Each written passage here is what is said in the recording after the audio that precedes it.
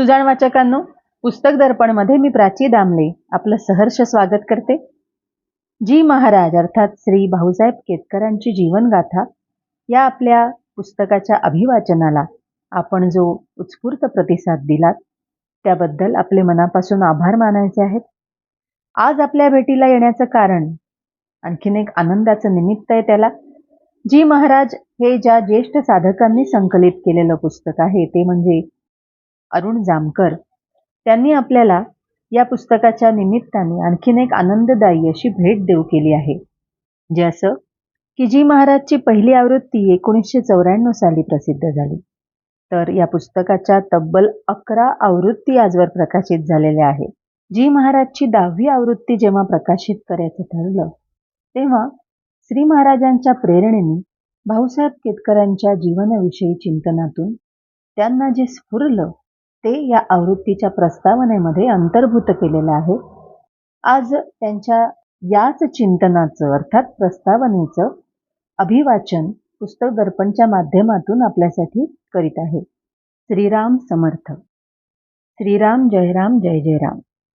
10व्या आवृत्तीच्या निमित्ताने जी महाराज या पुस्तकाची 10वी आवृत्ती वाचकांचे हाती देताना मनस्वी आनंद होत आहे. याचा अर्थ बऱ्याच वाचकांचे हाती हे पुस्तक पडले म्हणजे बऱ्याच लोकांना श्री भाऊसाहेब व पर्यायाने श्री महाराज माहीत झाले. असो, 10व्या आवृत्तीचे निमित्ताने मला स्वतःला थोडे चिंतन करायला मिळाले. मी त्यांच्या जीवनातून काय शिकायला पाहिजे या दृष्टीने विचारचक्र सुरू झालं. या आत्मचिंतनातून श्री भाऊसाहेब उत्तरोत्तर कसे महाराजमय होत गेले हे जास्त कळून आलं. तसे आपण होऊ शकतो का? वास्तविकतः ते माझ्यासारखेच प्रापंचिक होते. खरं तर माझ्यापेक्षा त्यांचा प्रपंच अत्यंत विस्तृत आणि व्यापक होता. त्यांना 5 मुली म्हणजे 5 जावई, 4 मुलं म्हणजे 4 सुना, 9 व्याही मंडळी, शिवाय अनेक नातू नाती. त्या काळी म्हणजे 100-125 वर्षांपूर्वी परस्परांकडे निवांतपणे जाणं येणं खूप असे. अशा या व्यापक प्रपंचाच्या समस्याही व्यापक आणि विविध प्रकारच्या असणारच. श्री भाऊसाहेब त्यांना कसे सामोरे गेले आणि कसे मार्ग काढीत गेले हेच चिंतनीय व मार्गदर्शक आहे. श्री महाराजांचे आणि भाऊसाहेबांचे संबंध परंपरागत गुरुशिष्य संबंधांपेक्षा जरा निराळ्या स्वरूपाचे होते हे लक्षात येतं. त्या संबंधांमध्ये डिव्हाइन टच तर होताच, पण त्यापेक्षा ह्युमन टच जास्त होता. डिव्हाइन टच होता म्हणून दर 15-20 मिनिटांनी ते डोकावून श्रींना पाहून जात, त्यांची प्रत्येक आज्ञा पाळीत, त्यांची रोज पूजा करीत.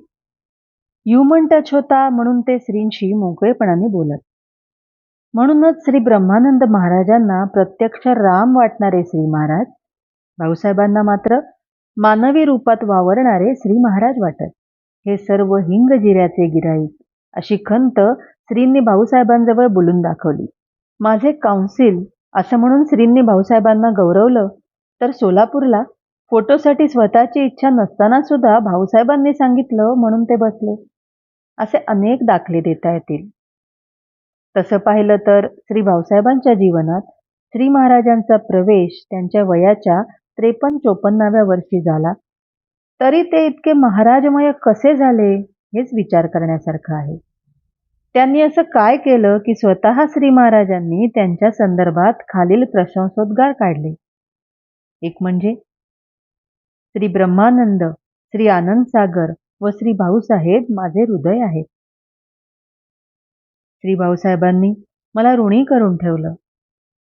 एका प्रापंचिकाच्या संदर्भात श्रींनी असं म्हणणं यातच त्यांची थोरवी जाणवते.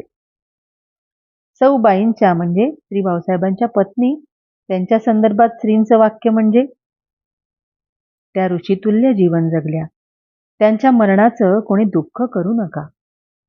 असं श्रींनी म्हणण्यामागचं कारण म्हणजे श्री भाऊसाहेबांनी केलेलं आज्ञापालन आणि पत्करलेली शरणागती. सामान्यतः शिष्याचं आज्ञापालन अनुग्रहानंतर सुरू होतं, पण भाऊसाहेबांचं आज्ञापालन तत्पूर्वीच सुरू झालं होतं. श्री महाराजांनी भाऊसाहेबांना पहिली आज्ञा कोणती दिली? रोज गीतेतील 9वा अध्याय वाचत जा. आणि 1901 साली म्हणूनच तुमची व आमची आज भेट झाली, असे उद्गार श्रींनी काढले. या राजविद्या राजगुह्य अध्यायातला शेवटचा श्लोक. मन्मना भव मद्भक्तो मद्याजी माम नमस्कुरु मामे वैश्यसी युक्त्वेव मानम मत्परायणः. म्हणजे माझ्यात मन ठेव, माझा भक्त हो, माझी पूजा कर, मला नमस्कार कर. अशा रीतीने आत्म्याला माझ्याशी जोडून मतपरायण होऊन तू मलाच प्राप्त होशील. अशा प्रकारे आज्ञापालनास सुरुवात झाली. 1901 साली गदगला भेट झाल्यानंतर श्री महाराजांचे पहिले शब्द, भाऊसाहेब तुम्ही इकडे कुठे? यातील गर्भित अर्थ, तुम्ही तिकडे चला. नंतर 8 दिवस श्री महाराज भाऊसाहेबांकडे राहिले. त्या मुक्कामात श्रींच्या व्यक्तिमत्वाचा इतका प्रभाव त्या पतिपत्नीवर झाला की उर्वरित आयुष्य श्रींच्या सान्निध्यातच गोंदवल्याला घालवण्याचं त्यांनी ठरवलं. त्यांना हरवलेली आई भेटल्याचा आनंद झाला आणि इथूनच त्यांची खरी शरणागती सुरू झाली. श्री महाराज आपले रक्षण करते आहेत, हित करते आहेत, आपण त्यांच्या आश्रयाखाली आहोत याची त्या पतिपत्नींनाच नव्हे तर सर्वच केतकर कुटुंबियांना जाण होती. श्री महाराजांनी केवळ भाऊसाहेब कुटुंबाचंच नव्हे तर त्यांच्या पूर्वजांचं, म्हणजे एका बाईच्या अंगात भाऊसाहेबांची आई येत होती, तिच्या उद्धारासाठी श्रींनी स्वतः 3.5 कोटी नामजपाचं उद्योग सोडलं आणि वंशजांचं देखील कल्याण केलं. यामध्ये परमपूज्य तात्यासाहेबांसंबंधी म्हणजे श्रींच्या वाणी आविष्कारासंबंधी सर्वांना माहिती आहे. त्यापुढची पिढी म्हणजे श्री दिनूमामांची आणि सध्याची पिढी श्री राजाराम, श्री शांताराम यांची. अर्थात अशी अखंड कृपा असण्याचं कारण म्हणजे श्रींना आवडणाऱ्या 3 गोष्टींचं आचरण: नामस्मरण, सगुणाची उपासना आणि अन्नदान. या 3 गोष्टींचं आचरण आपणासही शक्य आहे.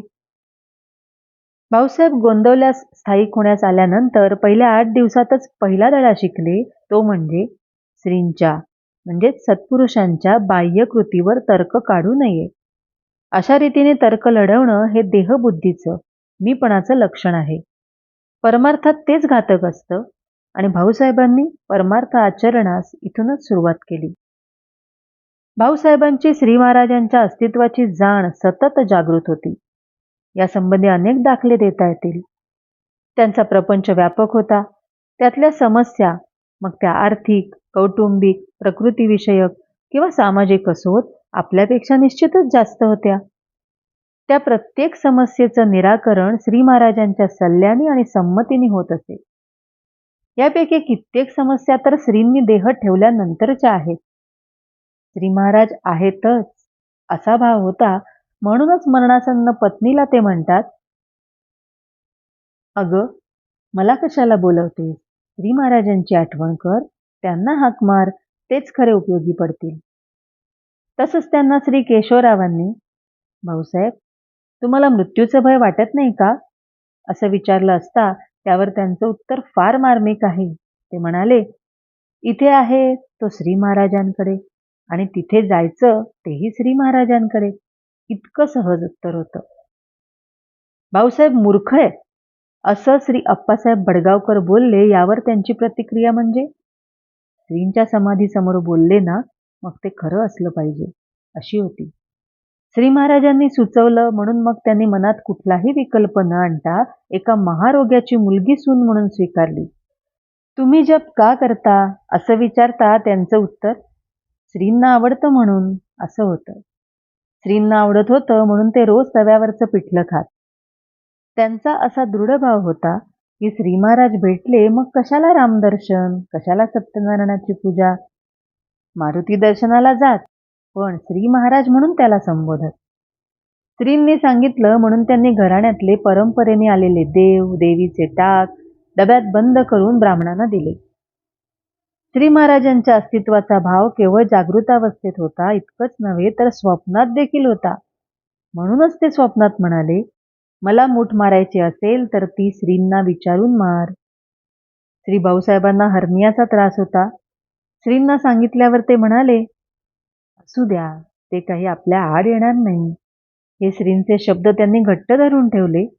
तसंच, भाऊसाहेब मला काही सांगायचं झाल्यास माझ्या प्रतिमेला सांगावं, त्यात मी आहे. आणि प्रसंग तसाच घडला. श्री महाराज रामकार्यार्थ कर्नाटकात गेले होते आणि इकडे भाऊसाहेबांच्या आतड्यांना पीळ पडून प्राणांतिक वेदना होऊ लागल्या. त्यावेळी ते श्री केशवरावांना म्हणाले, स्वारींच्या कानावर घाला. डॉक्टरनी तर त्यावेळेला अजून ते म्हातारे गृहस्थ आहेत का अशीच पृच्छा केली होती. आणि खरोखरच थोड्या वेळाने श्री महाराज आले. छडीसारखी वस्तू पोटावरून फिरवली आणि त्यांचं दुखणं थांबलं. कारण भाऊसाहेबांचा विश्वासच असा होता की श्रींना काहीच अशक्य नाही.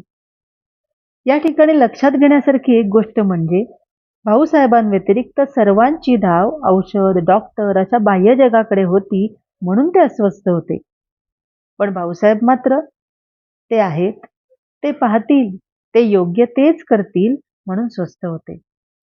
श्री महाराजांप्रती त्यांची अशी निष्ठा ही माझ्या दृष्टीने एकमेवा द्वितीय अशीच आहे. भाऊसाहेब, आजपासून ही मुलं माझी आहेत. हे श्रींचं वाक्य त्यांच्या मनावर इतकं भिमलं की त्यासाठी त्यांनी अशाने ही मुलं भिकेला लागतील असे लोकापवाद देखील सहन केले. यातून त्यांची संपूर्ण समर्पणाची भावना दिसून येते. श्री महाराजांनी सांगायचं आणि भाऊसाहेबांनी ऐकायचं याचं प्रत्यंतर म्हणजे भाऊबंधांनी कालवण या त्यांच्या गावी केलेलं 800 रुपयाचं कर्ज त्यांच्याशी अर्थार्थी काही संबंध नसताना भाऊसाहेबांनी फेडलं. या गुरुशिष्याचे संबंध स्पष्ट करणारा हृद्य प्रसंग म्हणजे श्री केशवराव भाऊसाहेबांना दासबोधातील त्रिविध तापांचं वर्णन वाचून दाखवताना त्यांनी ते वाचन थांबवायला सांगितलं आणि म्हणाले, मला हे ताप नाहीत. केशवरावांना प्रश्न पडला की समर्थांनी प्रापंचिकांना असणारे त्रिविध ताप सांगितले आणि भाऊसाहेब तर प्रापंचिक म्हणून त्यांना हे ताप असायला पाहिजेत. शिवाय समर्थ काही खोटं लिहिणार नाहीत आणि भाऊसाहेब खोटं बोलणार नाहीत म्हणून त्यांनी श्री महाराजांनाच विचारलं असता श्रींनी दिलेलं उत्तर वन ऑफ द क्लासिक्स असंच आहे. श्री म्हणाले, दोघांचेही बरोबर आहे. भाऊसाहेब प्रापंचिक खरे, परंतु त्यांनी आपला प्रपंच मला अर्पण केल्यामुळे विविध ताप त्यांना नाही तर मला असायला पाहिजे. आणि पुढे श्री महाराज बोलले की हे त्रिविध ताप मला देखील नाही, कारण ते ताप देहबुद्धीधारकांना असतात आणि मला देहबुद्धी नाही. इतकं त्या गुरुशिष्यांचं मनोमिलन झालं होतं. तसंच भाऊसाहेबांनी काकड आरतीनंतर धनीदयाळा गोविंदा या पदातील कुबेर तुझा भांडारी आम्हा फिरविसी दारोदारी हे चरण म्हणू नये असं सांगितलं. त्यांचं म्हणणं आम्हा फिरविसी दारोदारी असा अनुभव येत नाही. श्री भाऊसाहेबांचा श्री महाराजांप्रती असणारा समर्पणाचा भाव जो सुरुवातीच्या काळात म्हणजे श्री तात्यासाहेबांच्या विवाह प्रसंगी होता तो उत्तरोत्तर वाढतच गेला. शेवटी तर त्यांचं लघवीवरचं नियंत्रण सुटलं आणि त्यांचा स्वभाव जात्यात संकोची म्हणून ते श्रींना म्हणाले, मला अशा परिस्थितीत ठेवण्यापेक्षा घेऊन गेलेलं बरं. त्यावर श्री म्हणाले, आता थोडं प्रारब्ध राहिलं, ते भोगून संपवणं बरं नाही का? देहाचे जेवढे धिंडवडे व्हायचे असतील तेवढे होऊ देत. हा जन्म आपला शेवटचा आहे. हा आपला शेवटचा जन्म आहे हे ऐकून त्यांना मनस्वी आनंद झाला. त्यावेळी त्यांना श्री स्वामी समर्थांचे शब्द आठवले, मुळ्यासारखा चिकटून राहा, कल्याण होईल. आणि खरोखर श्रींनी भाऊसाहेबांचा अंतकाळ ज्या ज्या प्रकारे साधून दिला तो म्हणजे one of the classic deaths I have ever heard. आणि हे केवळ भाऊसाहेबांनी केलेलं आज्ञापालन आणि पत्करलेला शरणागत भाव म्हणूनच शक्य झालं. धन्य ते भाऊसाहेब आणि धन्य त्यांचं समर्पित जीवन. श्रीराम जय राम जय जय राम. वाचकांनो, तुमचं प्रोत्साहनच असंच काम करत राहण्याची आम्हाला शक्ती देईल. त्यामुळे शेअर, लाईक, सबस्क्राईबचं टॉनिक तुम्ही आम्हाला जरूर द्याल अशी खात्री आहे.